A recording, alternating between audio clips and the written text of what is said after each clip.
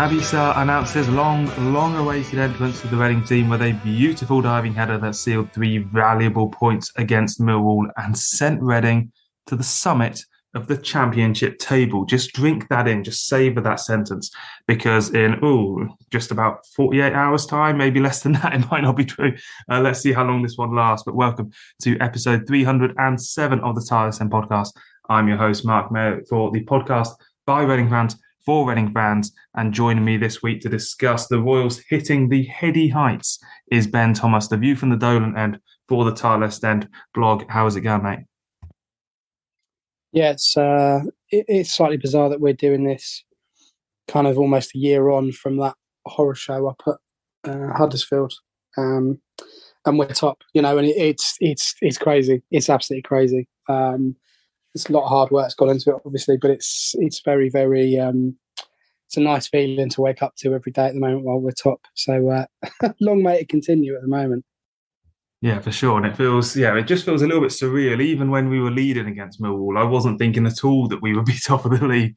And then the live table started coming through, and so it proved. So we'll get into the Millwall recap in just a second. Got the mailbag coming up in a little bit for your questions for us a little bit later in the show. We're back with Newsbites this week, the transfer deadline day to discuss. We'll also update you on what's going on with the women's team and the academy teams. And then we have that top of the table title decider to discuss later on as we go to Sheffield United on Tuesday night. So before we go into the recap, as always, a big thanks to our Patreon subscribers, just dipping their hands into their pockets for our virtual tip jar, and also to our sponsors, ZCZ Films. So let's get into it then. The game that put Reading top into the recap. Come rain or shine, it's time to relive the latest match action with the recap. This podcast is sponsored by ZCZ Films, Reading's oldest ultras.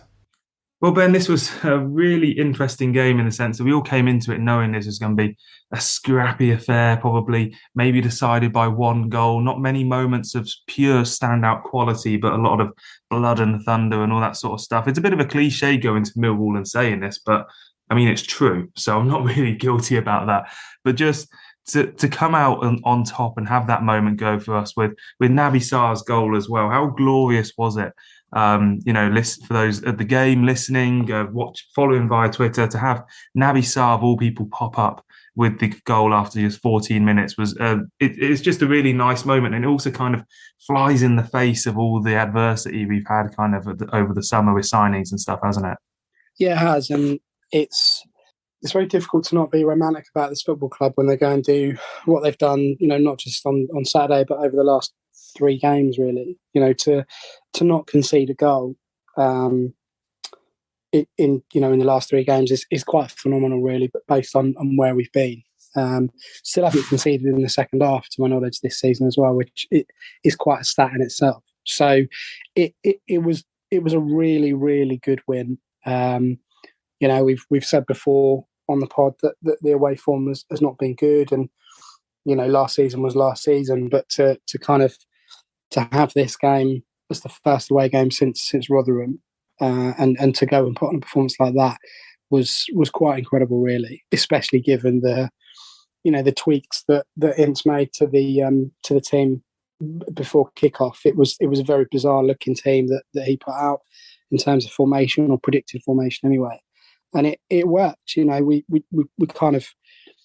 got sort of sloppy in the second half, really. He's right when he says we should have had 2 or 3 goals, particularly that one from Long, which he doesn't need an idiot on a podcast telling him it was an awful miss, but it was an awful miss. So it was a stunning result. It really was, and I think realistically, if we can start to chip away at these games with the kind of performances that we've seen, recently, we'll be fine. How high we finish, I don't know, but we're in a great position at the moment. We get more players in, we're even better position. So it was very, very pleasing, and I think Sarr kind of put in the performance that he did defensively, but also the goal that he scored, of course, was brilliant. And if we can see more of that from him, then he's been worth 32, 33 day wait when he was kind of first announced by his agent or friend or whoever he was. So it was a very, very positive result.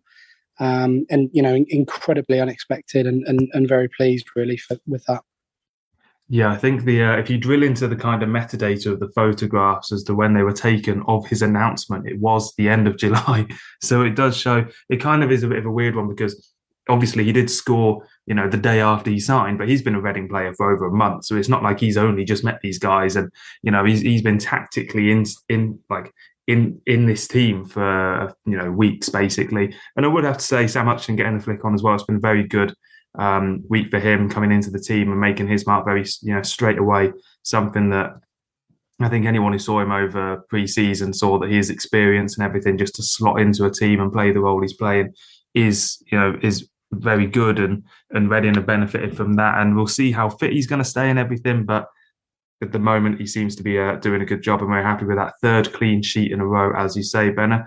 Millwall did only have one shot on target, and it's interesting this game because, as you said with Long's miss, there was another one that Jeff Hendrick should have scored. Obviously, Sarr's chance was a big chance, which he took. And Reading only having 5 shots, but 3 of the best chances was a bit of an interesting one in terms of tactics. And I suppose this Paul Ince team isn't afraid to go and park the bus. And we do kind of know how to counter-attack as well. So it shows that going away from home this year, maybe it's not going to be quite so painful if Reading do know how to counter and also keep the goals out. Well, I think Ince came in for a lot of criticism last year for his tactics and the way he set the team up and kind of what he was dealing with really. And I personally found that was quite harsh. I could see people's points in some respects, but he was picking up a team that was short on confidence that really just had to eke along to stay in the league, which obviously they did. And now we're seeing him really kind of flex his muscles a little bit more tactically, and it's not going to be to everyone's taste. It's not what we'd expect from modern day football. Possession clearly at Reading Football Club at the moment is overrated. We don't need the ball too much to be able to win games. Millwall had a lot more of the ball. I think it was 57, 58% percentage. Possession on Saturday, and we had the rest. So it doesn't mean that we need the ball particularly to do well. I just feel that particularly with the defence, and I've said it before and I'll say it again, but Hutchinson has been the real change for me. He's been absolutely phenomenal, and I know obviously we did well against Blackburn. Kind of without him, he came back in for Middlesbrough and obviously played against Millwall as well. And he just steadies the ship for me. He gives players kind of next to him and around him a lot more confidence to do what they need to do. So it's really, really exciting that we're able to kind of eke out these games and win these games, kind of changing things around and looking at teams that are kind of unexpected in terms of lineups.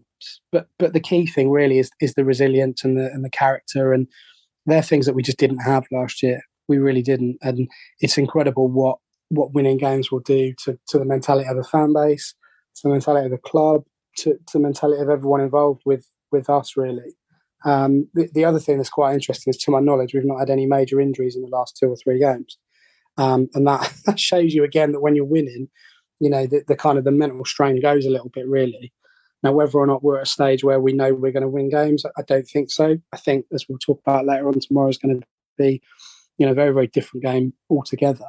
But we know that we can perform in this league. We've beaten 3 teams that know their way around the league. Blackburn were very, very good last season until they dropped off. Again, they started very well until they met us. Middlesbrough widely touted to be there or thereabouts this season, and Millwall, know how to play this game and know how to kind of to get results as well. So very, very positive, very, very pleasing, and hopefully we're going to get enough points on the board to stay up and to move it forward. Really, that ultimately is the key. We can all talk about the purple turtle in May and open top bus and everything else, but at the moment it still is getting enough points to say, right, we're going to be in this league again next year. And not get relegated. And for me, that's still the number one aim at the moment.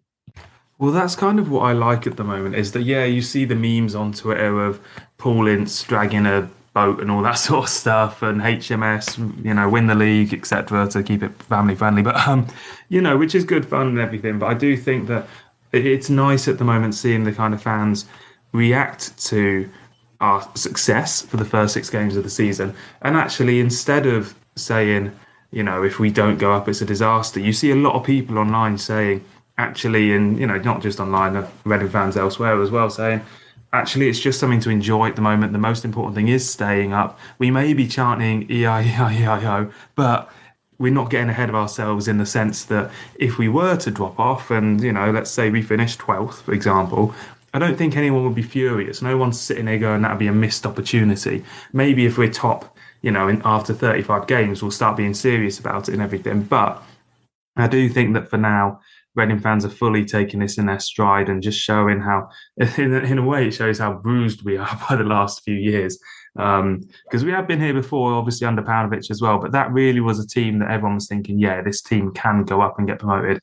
Didn't even make the playoffs. I think if we had that sort of season again this year, we would, with everything that's gone on, think a little bit more carefully. And I think that's a good thing. A bit of perspective isn't really. It's a rare trait to see in a lot of football fans these days, Ben. And I think it's good for us that we have it now.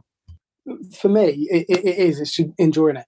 That's all it is at the moment. And after the years we've had, last season said repeatedly that it's the worst experience I've ever had supporting Reading Football Club. It was absolutely awful, and couldn't wait for it to end. But looking at the team now, the key thing is to stay up. Mid-table would be massive progress from where we were, and then you look at next year and you think, well, okay, we can spend a bit more money now. But the spine of the team that we've got at the moment is under contract for 2, 3, 4 years, sort of running, and that's really, really positive. You've got Tom Ince, you've got McIntyre, you've got Yeardom, you've got obviously Sarr, Holmes. They're all tied down now, and that's really, really positive for us. Long term, and it just goes to show that some sort of direction off the pitch, regardless of what club you're at, is absolutely vital. We've done incredibly well to get the business done that we've had, bearing in mind the restrictions that we've been under for a period of time. And a lot of these players, hopefully, if we're in the league again next year in terms of staying up, they'll hopefully they want to come back and do something else with us, because we've got some really, really good players here now, and it's about using them in the best way possible for each game. We've not had that luxury. We've had situations where we've had to just churn out the same sort of 11, same sort of 15, regardless of the opponents we're playing and their style of play. This is how we've got to play. This is all we've got. This is the inflexibility of the players we've had, and that's what we're left with. Whereas now, they're starting to show these players a little bit more fluidity in possession and the positions that they play. You think a Yeardom playing right wing back as opposed to just on the right of a 4. You've got Hoylett, who's done fantastically well. You've got Tom Ince, who's moved up further up the pitch. McIntyre pretty much plays sort of left wing back on Saturday, which is just crazy, But this is where we are, and they're really rising to it, and the confidence, you see every single game is improving, and that for me is the most pleasing thing about this at the moment. You're going into a match day, whether it's home or away, and you're not dreading the outcome anymore. If we'd lost on Saturday, there wouldn't be too many grumbles, But to kind of to win the game in the manner that we did is just brilliant. And then to hear their fans say afterwards, "Oh, they bullied us. They did this, they did that." That's progress. Because 3 weeks ago, Rotherham was saying that about us. So it's very, very difficult to not get carried away. And it's kind of going back to that feast and famine thing that we all seem to have at this football club, really. But for the moment, it is just about picking up points however we can do that. Get some players back from injury, get a few more players through the door, hopefully in the next couple of days. And we're starting to look like we've got a squad for the first time in sort of 2-3 years, really. Yeah, that's the thing that I think Paul Ince was saying after the game, that even if we get a left back in, we're still miles behind what we need as a squad for 46 championship games this year. We'll hear from Paul Ince now, and then we'll go into Mailbag and hear what you thought after the game this weekend. It's very, very good. And obviously we've been desperate to get Naby in. And today you can see the reason why, not just his performance or his goal, but just you look at our back three and you see how big we are, and he makes us even bigger. So he's been waiting a long time. He's been really frustrated. I've been frustrated. But, obviously now when you get him in the side, you see how he's calm, he's cool, he calms us down. And it's great to have an addition to our team. You know, we've got Scotty Dan coming back hopefully in a week or two. You're listening to the Tilehurst End Podcast by Reading fans for Reading fans. So, as always, we've got the questions. Always a good little litmus test of the Reading fan base's thoughts on Twitter at the moment. Johnny Hunt saying, "Is it true we are top of the league?" Which, I mean, as of 5:15 p.m. Monday, 29th of August, 2022, yes, we are still. Jack Roberts saying, when can we start planning the promotion party? Sam Michael saying, are we good? With that, I did enjoy the little meme he made of the Mitchell and Webb look. Are we the bad guys? And saying, are we actually good? So check that out on Twitter if you get the reference. I certainly enjoyed it. Benjamin Vickers asking us, unpopular opinion maybe, but would we suggest keeping Tom McIntyre in at left wing back on Tuesday night to keep Baldock quiet? Probably one of their best players. Now, we saw Yiadom as the right wing back with Holmes, Hutchinson, and the new man Sarr, of course, as the centre backs against Millwall. McIntyre was moved over to left wing back. Nesta Guinness-Walker on the bench. Now, in terms of dealing with this moving forward, we are hopefully going to be getting a proper new left back soon. So then McIntyre, I guess, would be the first choice extra centre back / centre defensive mid. Scott Dan's also about a week away from coming back. So I guess for the Sheffield United game, I probably would stick with it. I don't think the Guinness-Walker, he's more agile than McIntyre, but I don't think that's really going to be the issue. McIntyre doesn't have, a great prowess as a left wing back. I think he'll probably admit that himself. But I think for now, you just have to stick with it. Guinness-Walker has come in and done a reasonable job, but I think we're probably all in agreement that he's a bit of a squad player this year. And therefore, for now, until we do get a proper left back in, it will be McIntyre. Well, that's the question, isn't it? What will happen? I guess we haven't had an announcement at what we now 5:18, and I think that was the deadline, wasn't it, to be signed by 5 o'clock today to play tomorrow. So obviously the rumours have circulated with Rahman, potentially coming in, which would be great, really, really great to add to squad depth. But it doesn't look like it's going to happen, or has happened rather, in time for tomorrow. So you would anticipate that McIntyre would stay there. I mean, it goes back to the old thing. You can't argue with a winning team. So, unless he's desperate to tweak the tactics to play tomorrow night against Sheffield United, then it's the same team again, really. As I said earlier, it kind of raised my eyebrows a little bit from me in terms of the shuffle round for what was a seemingly one player in terms of Sarr. Obviously, Jow came in, straight swap for Long, but that was kind of expected, really. Kind of Jow's a little bit more physical, I guess, and potentially a little bit stronger when he is on the ball. But yeah, I can't see the team changing. I don't think he really needs to. I think it's wrong to say, but tomorrow is one of those games where we can sit here and we can predict and we can say, we hope or whatever. But honestly, hand on heart tomorrow, I'm not bothered about how the result tomorrow, because these are the kind of games that we've wanted for so long, to be at the sharp end of it. Even if we lose, we drop down still to top 6, which is quite a phenomenal achievement in itself, really, where we are currently in the season. So it's one of those games that I think they just need to go out, and it's a real cliche, but just enjoy it. Kind of enjoy being up there, first against second very, very early on in the season, which again is slightly unheard of. And go out there and be confident. If they lose a game, fair play. If they get something out of it, fantastic.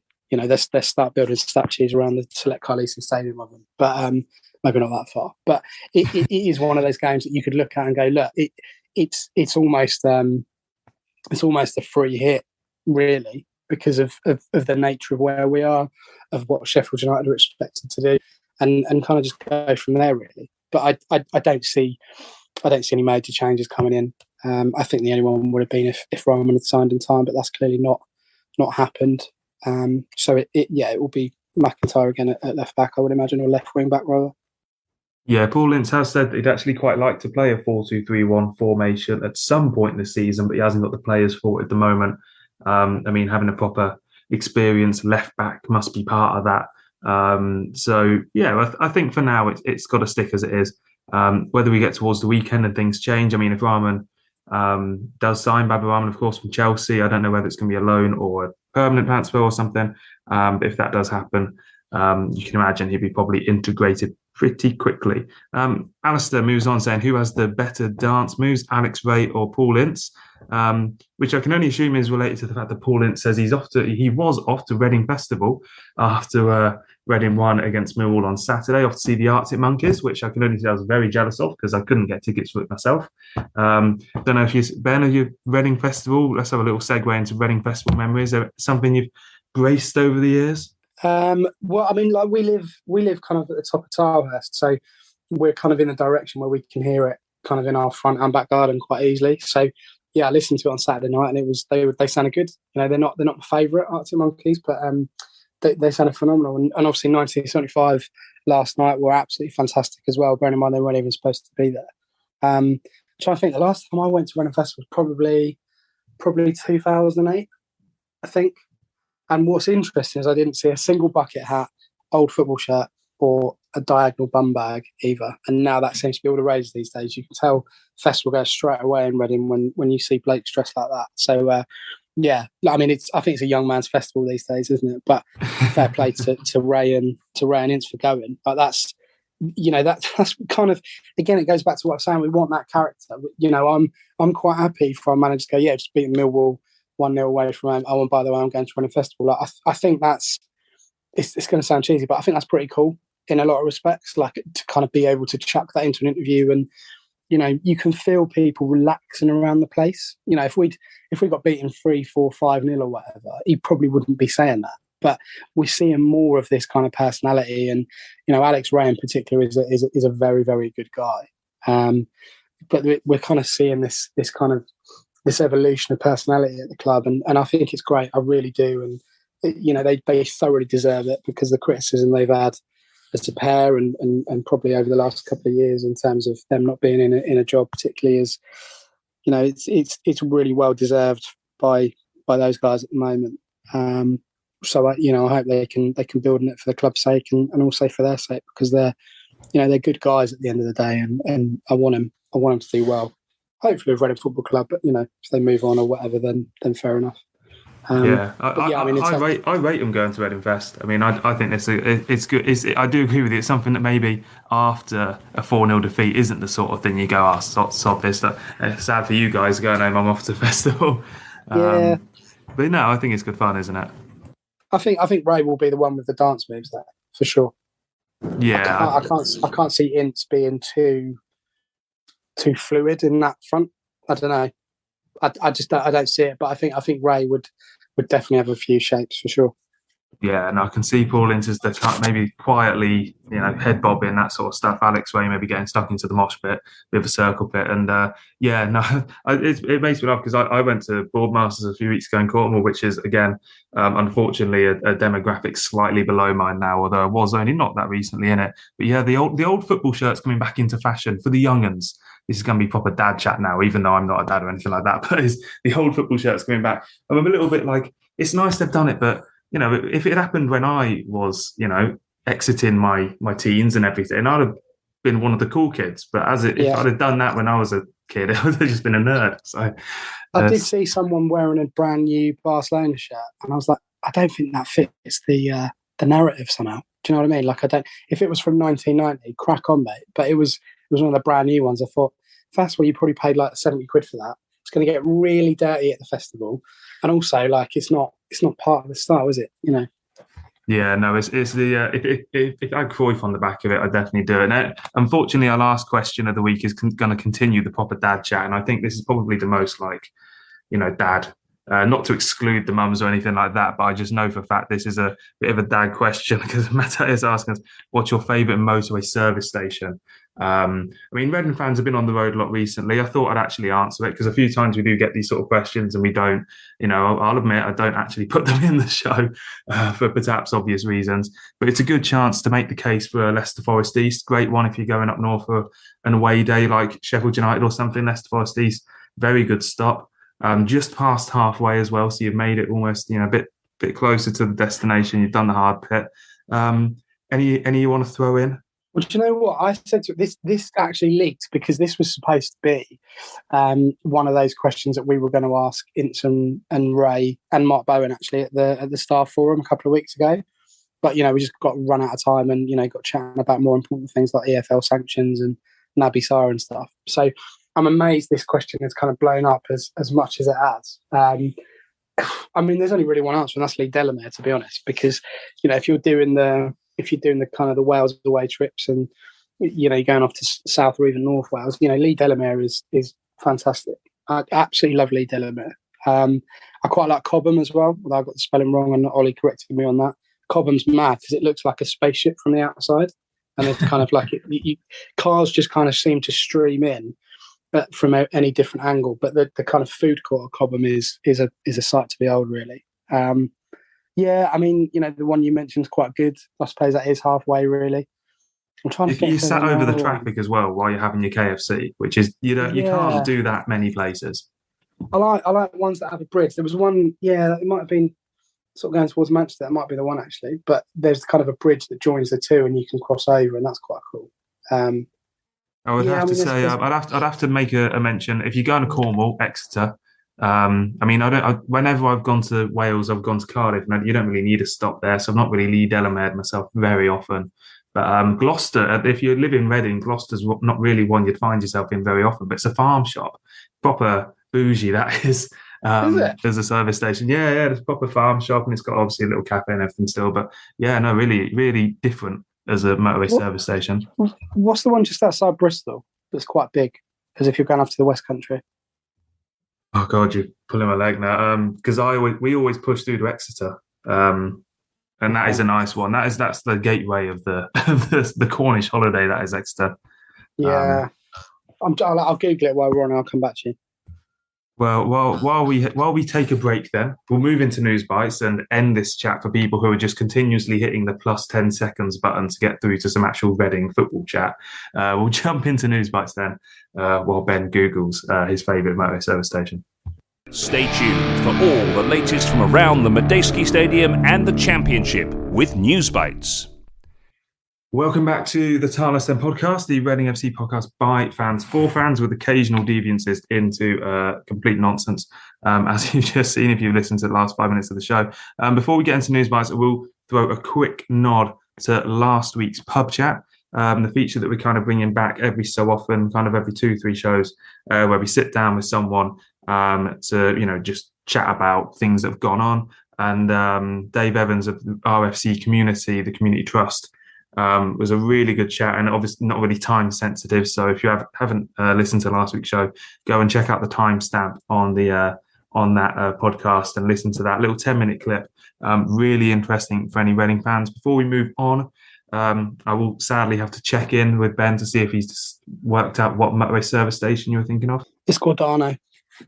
Oh yeah, it's literally just outside of Bristol, and it's like, because obviously if you're coming from Reading and you're going down to the West Country, that's perfect if you've got kids, because it's a really good stop. Is that the one they always go on about on Jack Stacey's very Reading thing to get confused? Like Gavin and Stacey.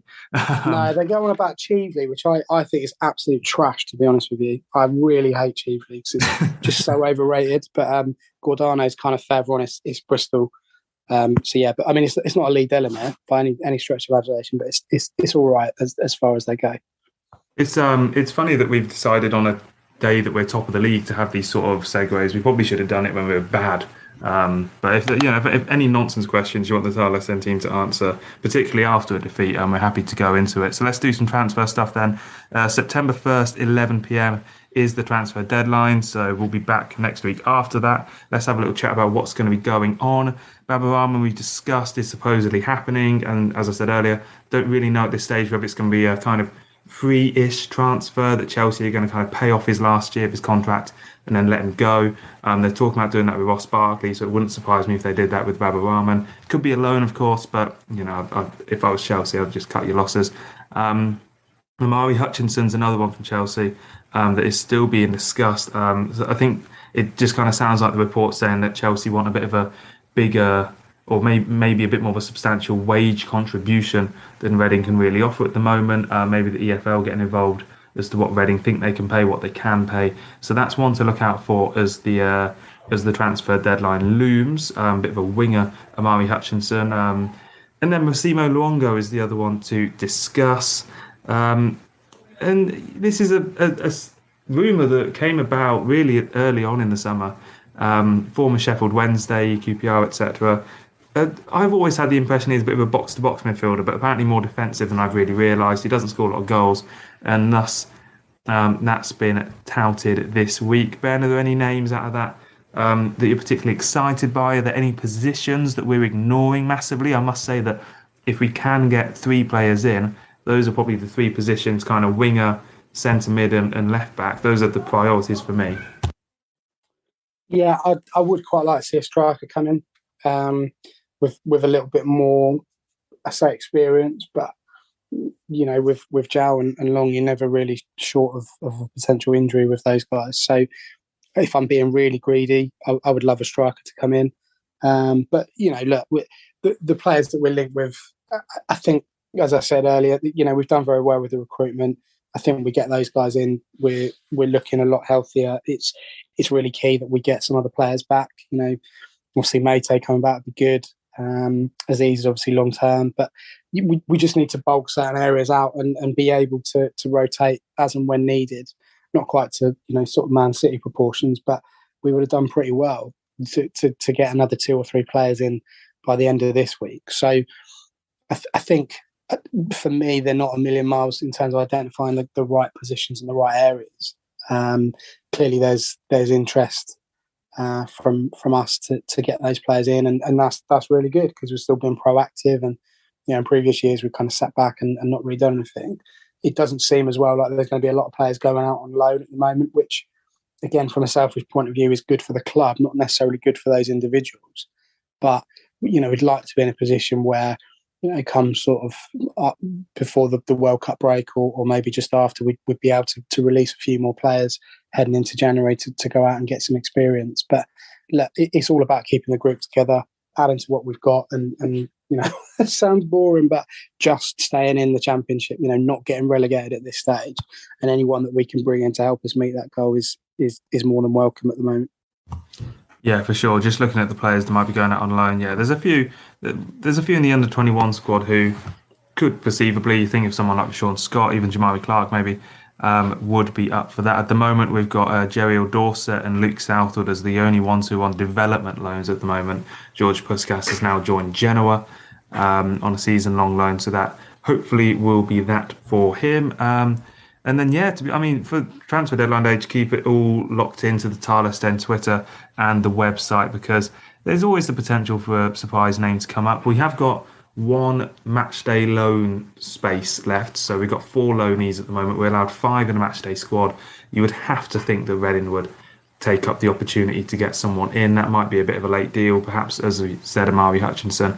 So, yeah, just want to keep across into the early hours, potentially, of Friday morning. I'll just run you through what's going on around the club elsewhere at the moment in terms of the other teams, as we've not really caught up with those for a couple of weeks. And then we'll have big match preview coming up for Sheffield United. The women's team kick off their WSL season on September the 11th. It's a couple of weeks away now, at home to Liverpool. Their final pre-season game finished 3-2 against Aston Villa. Mitchell Woodham and Van Havermaet with the goal. So a victory there to end pre-season for the women. Under-21s is back to under-21s this year because of the academy downgrade. It was the under-23s previously. They're in the Premier League Cup, which they won 1-0 against Cardiff in the week. They've also beaten Burnley but lost to Sunderland and Coventry in the Professional Development League. So that's the kind of second-tier competition below the Premier League for the under-21s this year. They've got Sheffield Wednesday next in midweek. Under-18s, they've also won 1 of their first 3 league games in the early weeks of the season. They've beaten Burnley in between defeats to Wigan and Sheffield United. And just nod for anyone who might be working for the club who's listening, please update the website, because it's completely out of date for what's going on with the academy teams as I looked at it recently. So please sort that out so actually people like us can tell fans what's going on, because not always the best thing the club is good at. So let's move into big match preview then. discuss Sheffield United away and that top of the table clash. Be loud and be proud and back the boys and make some noise. Come on, you Rs! Shout out to this week's podcast sponsor, ZCZ Films, showing that age is no barrier to being a hula hoop. Welcome to Big Match Preview, the final part of this week's show for the Tilehurst End Podcast, and Reading have Sheffield United away on Tuesday night, 7:45pm kickoff at Bramall Lane. Not one that we were aware is really on any kind of TV, unfortunately. We kind of lost the red button sense with Sky Sports this year, as far as I can see. Royals TV, I don't think, is showing it in this country either, or in the UK. So, I mean, it is. I just checked, Marc, just dive in there. It's £10. It is on Royals TV for local viewers, is it? Yeah, it says brackets worldwide. Oh, well, that includes the UK, as far as I'm aware. It does. So that's good. So, yeah, you can tune in on that. Obviously, Tilehurst End, myself will be there. Sim will be there as well from Tilehurst End. So we'll have the usual ratings report and live tweets and all that. So keep in touch with us for that. But this game, I mean, put aside the fact that it's a top of the table clash and Reading are, in theory, the favourites. If you're looking at the form over the last 6 games, this one is just, I know it's kind of what he said earlier. It's a little bit of a free hit for Reading. I think Paul Ince was quite telling when he said earlier in the year that he wasn't that bothered with results. His performances and stuff at the moment. I think as after the Middlesbrough game. And this definitely is a game where performance is almost more important than result because, yeah, if Reading win it 2-0, brilliant. But if we play badly while winning 2-0, we'll kind of know in the back of our minds that it's still going to be not the season that it's kind of showing so far.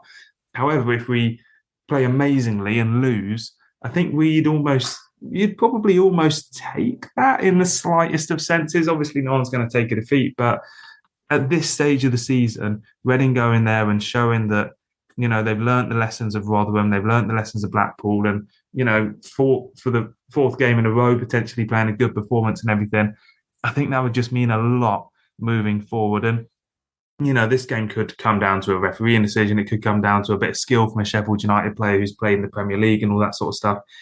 Ultimately, though, I think it's going to be quite tight. Reading are probably going to park the bus, do we think? And then, I mean, it's the Championship. Well, as we saw last season at Bramall Lane, anything can happen.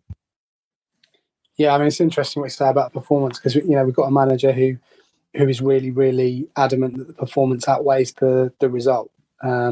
And that, that's an interesting take because previous seasons that's not been the case. So I think you're right when you say that the performance needs to be good and needs to be positive. Like you say, if we have a really good performance but lose, you've got a really good opportunity to bounce back on Sunday against Stoke, who are in a little bit of disarray at the moment. So I think in isolation, this game is kind of a free hit, as we've said. And I really hope that we give a good account of ourselves and not go there and be fearful of the occasion. We're top of the table for a reason. Got very, very similar home form. We've won once away from home. They haven't. So there's a reason why both of us are top of the league at the moment. I just feel this might be, with the current squad at the moment and the current team and the way we're set up, I just feel like this might be a game too far for us at the moment.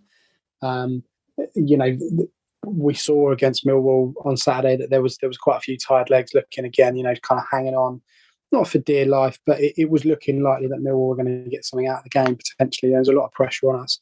We had to absorb that. And it's the same with the Middlesbrough game the week previous. That kind of mental exertion as well as physical exertion takes its toll in terms of being able to cope with that. So I hope that we can go there and give, performance-wise a good account of ourselves. But honestly, I'm not, and I didn't think I'd be saying this, but I'm really not bothered about the result. I'm really not fussed at all. I'm really looking forward to the game to see how we deal with it, but I'm not bothered whether we win, lose or draw, quite frankly, at the moment. Yeah, unless we do get an absolute pasting or we do play badly, it's not. If we lose 1-0, having played well, it's not a result to ruin your week. Which I would always stress as a Reading fan, it's not sort of thing you want to take home with you in that sense, because it's just a game that Reading can go and see how we do. And I think the players will be fully up for it. Whether we'll be tired after the weekend, I mean, they had a pretty gruelling 1-1 draw at Luton on Friday nights. They have got 24 hours on us, plus the fact they're at home.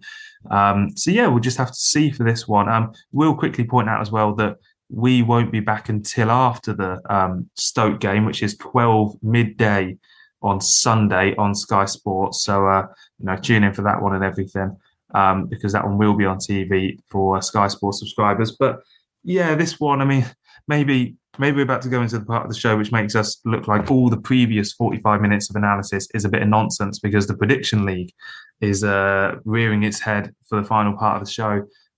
Yourself, Ben, Sim, Handbags, and Adam all said we'd win 2-1 at Millwall. So first points for you, 1 point for getting the correct result for Reading winning. That means myself, Ollie and Westy still have 0 points in the Prediction League after 6 games. We haven't got any results, any scorelines right.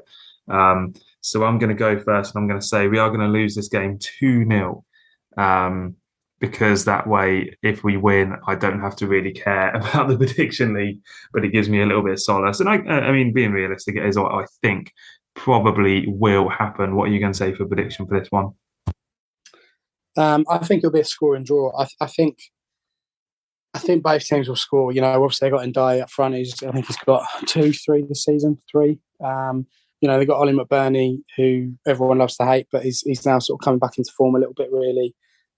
They've got good players all over the pitch, but so have we. And I don't feel that either defence will be able to stick up a clean sheet. So I'm going to go 1-1 for this one. I know I'm going to be well off the mark. I can't believe I got the result right on Saturday, really. That was more kind of optimism than anything else. But the Prediction League has been an absolute shambles so far this season, hasn't it? So it's got to change at some point. I'm going 1-0. I'll go 1-0.